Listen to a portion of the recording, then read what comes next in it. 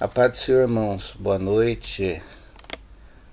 Quarta-feira, mais uma vez nós estamos aqui para dar início à nossa aula de academia bíblica. Nós estamos ainda estudando a carta do apóstolo Paulo aos Gálatas. Hoje nós vamos terminar o capítulo 4 a partir do verso 21, ok? Mas antes deixa eu falar algumas palavras para os irmãos, né? Nós estamos em uma semana especial, semana da Páscoa. O nosso irmão Eliel está trabalhando aí a semana inteira com os irmãos, lembrando desde domingo o que Jesus fez por nós nesta semana da Páscoa, né? Os seus passos, os seus atos, os seus ensinamentos, os lugares onde ele esteve, que fantástico.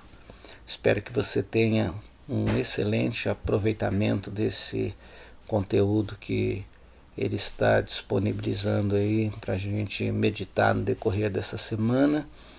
Eu ainda não assisti o episódio de hoje, quarta-feira, mas provavelmente ele vai chegar aí para você e você desfrute aí desse episódio, né? Amanhã é quinta-feira e aí nós vamos ter um culto especial, né, lá na Igreja Missionária do Jardim Loela. Nós vamos estar todos ali reunidos, cantando alguns hinos que nos arremetem a aquele dia de quinta-feira, onde Jesus, o que ele fez naquela quinta-feira da semana da Páscoa. Nós vamos ter ali a ministração da palavra, vai ser um momento especial onde nós vamos meditar também nessa semana da Páscoa. E aí nós vamos encerrar tudo isso no domingo com o culto de Páscoa, né?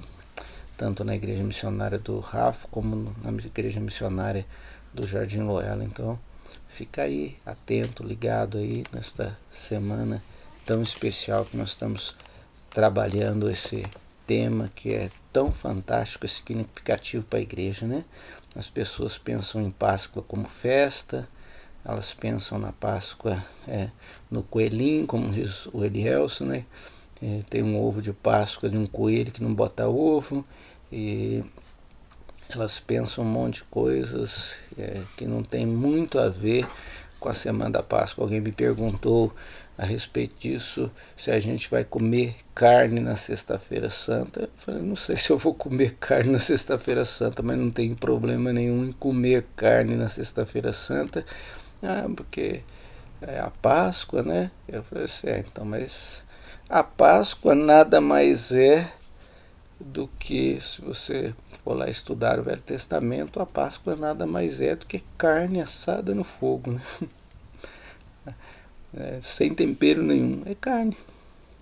Mas o peixe é carne branca, mas não deixa de ser carne. Então, a Páscoa era celebrada pelos judeus e Jesus celebrou a última ceia de Páscoa comendo carne, porque a Páscoa é carne, né? E aí depois de ceiar, diz o texto, e ceiar ali é comer a Páscoa, então ele institui a sua ceia, a ceia do Senhor, um novo memorial, onde nós comemos um pão que simboliza o seu corpo, carne, e bebemos um suco que simboliza o seu sangue, ou vinho que simboliza o seu sangue. Na Páscoa eles tomaram o vinho simbolizando o seu sangue que foi derramado por nós na cruz do Calvário.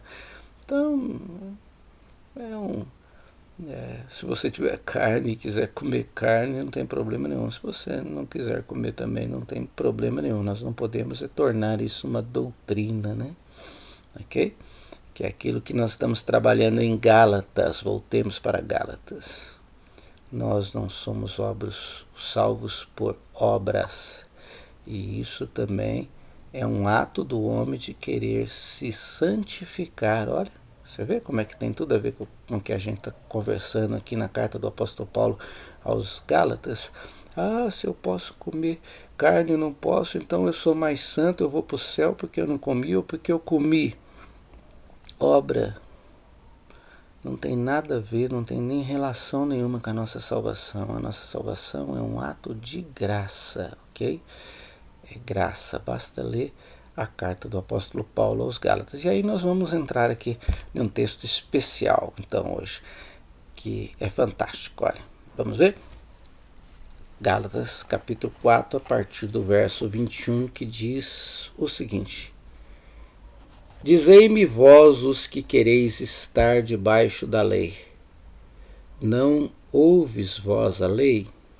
Porque está escrito que Abraão teve 2 filhos, um da escrava e o outro da livre. A escrava aí é Agar, né? E a outra livre é Sara. Ele teve um filho da Sara e um filho da Agar.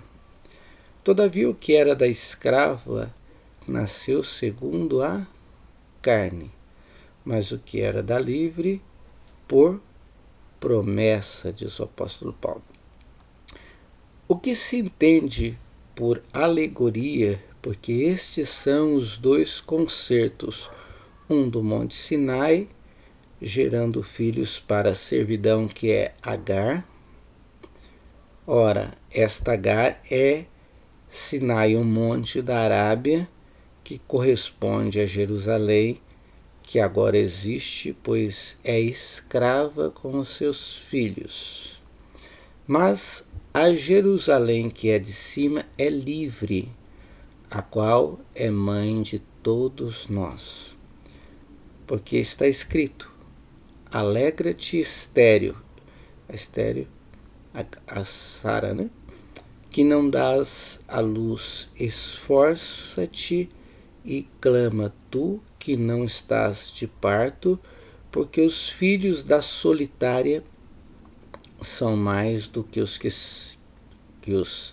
da que tem marido. Mas nós, irmãos, somos filhos da promessa, como Isaque. Mas como então aquele que era gerado segundo a carne perseguiu o que era segundo o Espírito, é assim também agora. Mas que diz a Escritura? Lança fora a escrava e seu filho, porque de modo algum o filho da escrava herdará com o filho da livre. O filho da Agar vai herdar com o filho da Sara, né? De maneira que, irmãos, somos filhos não da escrava, mas da livre. Amém? Interessante, o apóstolo Paulo, ele é um homem muito racional nas suas cartas, né? Se você pegar as suas cartas, você vai ver que ele escreve muito pensando didaticamente, né? Seria um bom professor de teologia, vamos dizer assim, um teólogo nato, o apóstolo Paulo.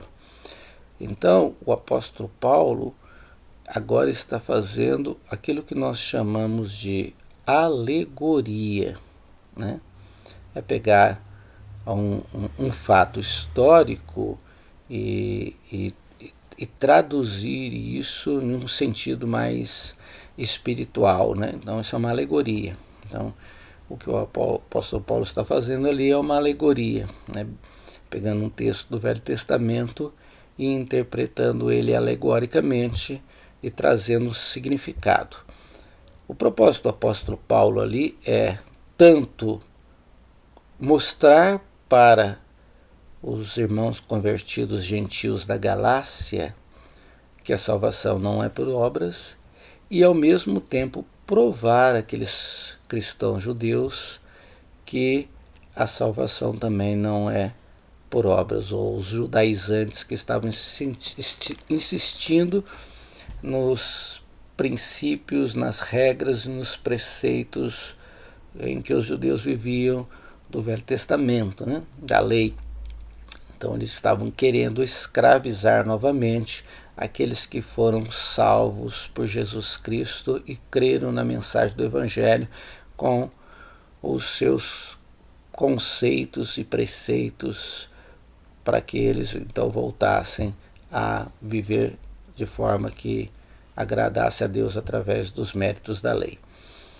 Bom, Então o apóstolo Paulo vai contar uma história fascinante do Velho Testamento, como eu já disse, uma alegoria. Ele vai pegar um fato histórico, um fato ocorrido, e vai traduzir isso explicando para eles o que aquele episódio na vida de Abraão, de Sara e de Agar significava. Então eu vou tentar resumir isso aqui de uma forma, uma narrativa histórica, para a gente entender o que é lei e o que é graça. Então veja, a Sara já era uma mulher velha, o Abraão tinha uma promessa de que da sua descendência Deus ia fazer uma grande nação, um povo, né? O seu povo, que seria como as estrelas nos céus que não dá para contar, e como a areia do mar que a gente também não tem como dimensionar isso, né? Então está falando de uma quantidade imensa de pessoas, uma multidão de pessoas. Então, essa é a promessa para Abraão, e essa promessa se cumpriu, que é a igreja do Senhor. Nós somos esta grande multidão de tempos e tempos, né? A Igreja Universal, a Igreja Mística do Senhor, que existe desde a morte do Senhor Jesus Cristo. Esta igreja existe em todos os tempos, em todos os lugares, em todas as épocas. Então muitos cristãos já morreram em Cristo, muitos estão vivos, e esta igreja é a igreja, a Jerusalém, que Paulo está falando, a Jerusalém do Alto. Ok? Esta é a promessa a Abraão, que se cumpriu, que Deus ia fazer dele uma grande nação. Mas o problema é que a sua esposa, a Sara, ela não tinha filhos, e o tempo estava passando, e a vida está passando, e a Sara não consegue gerar filhos, né? Ela não engravida, ela é estéril e ela não tem filhos. E eles estão vendo que eles estão envelhecendo e que essa promessa não vai se cumprir, né? Abraão chega até a questionar Deus a respeito disso, que Deus faz a promessa e ele fala: o único filho que eu tenho é um servo, um damasceno, né? O Eliezer, que foi aquele rapaz que foi buscar uma esposa para Isaac, a Rebeca, né? Quando a promessa depois de cumprida. Então ele não tem filhos. Como é que uma promessa vai se cumprir se o Abraão não tem filhos? Então, aí a Sara, o que ela fez? Ela viu que ela não ia ter condições de dar filhos a Abraão, então ela pegou a sua serva, uma egípcia, Agar, e ela deu essa serva para Abraão, que foi a seu concubinato ali, né? E aí então Abraão entrou com Agar, né? E se relacionaram, e acabou nascendo um filho, que era o Ismael, ok? Mas, passado algum tempo, então Deus vai chamar o Abraão e vai dizer para ele que a sua esposa, né, vai ter um filho, vai determinar o tempo, ela vai rir, por isso que o nome do menino é Isaac, que é riso, e nesse momento, no determinado tempo, a Sara então engravida e ela tem o filho, e ele nasce, se chama Isaac, ok? Então, depois Deus vai mandar o Abraão lançar fora o filho da escrava, da Agar, porque de forma alguma ele ia receber a herança junto com o filho da Sara, o Isaac, o filho da livre, né? Então, o que o Paulo está pegando nesta narrativa histórica e fazendo a alegoria? Ele está dizendo assim, ele está mostrando para os Gálatas e para os judaizantes que, às vezes, muitas vezes, nós tentamos obter a nossa salvação pelos nossos esforços pessoais, ou nós tentamos receber a promessa de Deus pelos nossos esforços, pela nossa capacidade, pela nossa forma de raciocinar, pelo nosso intelecto, pelas nossas manobras, né?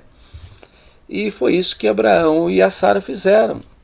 Eles perderam como que se fosse a esperança de que a promessa de Deus ia se cumprir na vida dele por um milagre, e eles então deram um jeitinho, né? Eles deram um jeitinho de que a promessa de Deus se cumprisse, ou receber uma promessa pelos seus próprios méritos. É isso que Abraão e a Sara fez, e é isso que o apóstolo Paulo está dizendo. Então, o apóstolo Paulo agora vai dizer que a Sara, então, depois teve um filho, e a narrativa histórica vai comprovar isso, que é o Isaac, e que esse é o filho da promessa. Por quê? Porque é um ato de Deus, uma graça de Deus. Quando Abraão e Sara estavam impossibilitados de ter o seu filho, o Isaac, então, que pela natureza da Sara, ela já não tinha mais condições de gerar. Se na juventude ela não gerou, se na sua meia-idade ela não gerou, agora com 100 anos ela vai ter um filho, que já passou o tempo das mulheres até serem férteis, e Sara já não era nem mais fértil, então ela não tinha mais a condição de ser mãe. Mas Deus cumpriu a sua promessa, não pelo esforço da Sara, não pelos méritos da Sara, não pelos esforços de Abraão e nem pelos méritos de Abraão. Foi um ato de graça divina sobre a vida daquele casal. Isaac nasce, então Isaac é o filho da promessa. Então é isso que Paulo está dizendo, que nós somos filhos da livre, da Sara, num ato de um milagre, que não foi uma obra humana, foi uma obra sobrenatural. Assim como o nascimento de Jesus é uma obra sobrenatural. Não teve ato humano, não teve relação sexual. Jesus nasceu de uma obra sobrenatural. Então, é isso que o apóstolo Paulo está tentando inculcar na cabeça dos judaizantes e dos irmãos gentios da Galácia, que nós nascemos do alto, nós fomos resgatados não pelos nossos méritos, que nós não fizemos esforço nenhum, que não teve cooperação nenhuma nossa com o ato da salvação, que foi tudo um projeto de Deus, que enviou o seu Filho ao mundo, que nasceu de forma sobrenatural, que viveu a nossa vida, que sofreu em nosso lugar, que morreu em nosso lugar e que ressuscitou em nosso lugar e que entrou diante do trono do Senhor, né, abriu um novo caminho para nós, e ele vai voltar para nos buscar. Por isso que nós somos a Jerusalém do alto. É isso que o apóstolo está dizendo. A gente às vezes quer tentar, né, fazer alguma coisa para merecermos a salvação. O fato é que nós não merecemos. O fato é que o nosso esforço não conta para a salvação, e que tudo que nós fazemos, né, a gente ensina a Bíblia, a gente ora, a gente lê a Bíblia, a gente ampara as pessoas, a gente coopera, evangeliza, mas não para ser salvos, mas porque nós somos salvos. Nós não fomos salvos pelas obras, mas nós fomos salvos para as boas obras, né? Então é isso que o Paulo está demonstrando ali, que não tem cooperação. A alegoria da Sara e da Agar simboliza a Sara, o Abraão e a e a Sara tentando fazer uma obra, um esforço para receberem a promessa, e Deus rejeitou. Ele disse: lança fora o filho do escravo, que ele não vai herdar com a livre. E depois Deus faz um ato de graça, de favor, e Abraão então abraça o seu filho Isaque, e essa é a promessa de Deus. Daí que procede a grande multidão, aquele povo escolhido de Deus, é o povo que vai entrar na glória, né? É um ato de favor, e a gente só coopera com o receber, com a nossa fé. Nós cremos no que Deus fez por nós, ouvimos o que Deus fez por nós, cremos e nos rendemos. E só damos graça. Obrigado, Senhor, porque o Senhor fez tudo. Não teve a nossa cooperação, né? Então, que Deus abençoe você.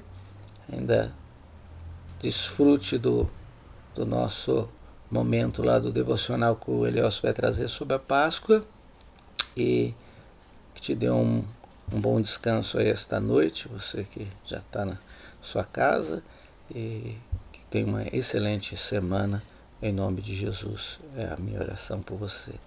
Amém?